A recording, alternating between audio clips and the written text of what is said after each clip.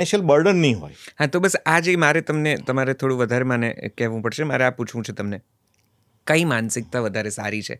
બચત કરીને જીવવાની, કે હમણાં છે ને વાપરી નાખો અને પછી આગળ વધારે કમાઈ લઈશું, વધારે મહેનત કરી લઈશું, કે કાલ એ છે ને કોણે દીઠી છે એ એકચ્યુઅલી પ્રકારની? આ વસ્તુ છે ને એ જ્યારે શરૂઆત 18-20 વર્ષનો હું જ્યારે ત્યારે મારી બી મેન્ટાલિટી આમના જેવી જ હોય, કંઈ જુદી ન હોય. પણ એ વખતે જો મને પહેલેથી ક્યાંક મારામાં અંદર સંસ્કાર પડ્યા હશે ને તો એ વસ્તુ કલ્ટિવેટ થશે ને એના તરફ હું આગળ વધી જઈશ. બરાબર છે. એટલે આમાં વસ્તુ એક જ છે કે આખી વસ્તુ બહુ જ સિમ્પલ છે, પણ વી મેક ઇટ કોમ્પ્લિકેટેડ, અથવા આપણને કોઈએ સમજાવ્યું જ નથી એજ્યુકેશનના મોડ ઉપર.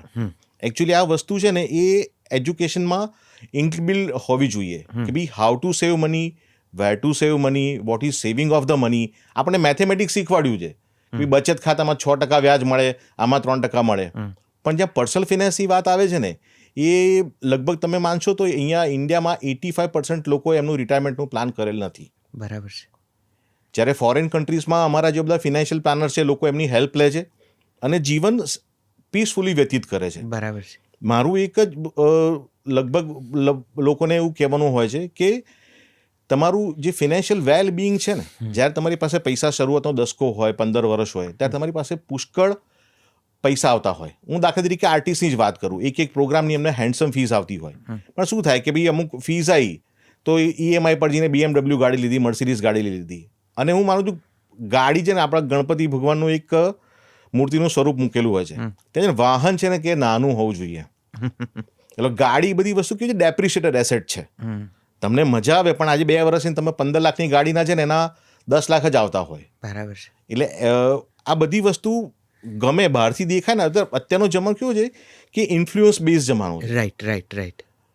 એટલે એમાંથી છે ને થોડુંક આપણે આપણી પોતાની અંદરથી સૂઝબૂઝ કેળવવી પડે કે what is good for me, correct, what is good for my future. Right. અને એ રીતે મારે એનું આયોજન કરીને આગળ વધવું જોઈએ. તો બચત આજે પણ કરવાનો મહિમા ખરો?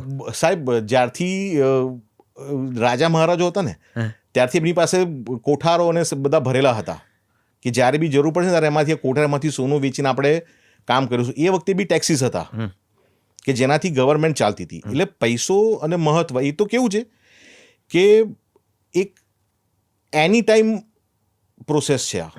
એ ક્યારે બી સમય કાળ બદલાવાથી નથી બદલાતી, પેઢી બદલાવાથી નથી બદલાતી. આ ફિલોસોફી, આ બ્રહ્મ વાક્ય છે કે પૈસો હું કમાવું, એમાંથી કેટલા બચાવું અને કેટલા મારા ફ્યુચર માટે આયોજન કરું. એ આજથી 100 વર્ષ 200 વર્ષ પહેલા બી હતું ને અત્યારે એટલું જ યથાર્થ છે. એમ બરાબર છે. એક આ EMI ની વાત નીકળી. જી, મોટે ભાગે ફાઇનાન્સ મેનેજમેન્ટ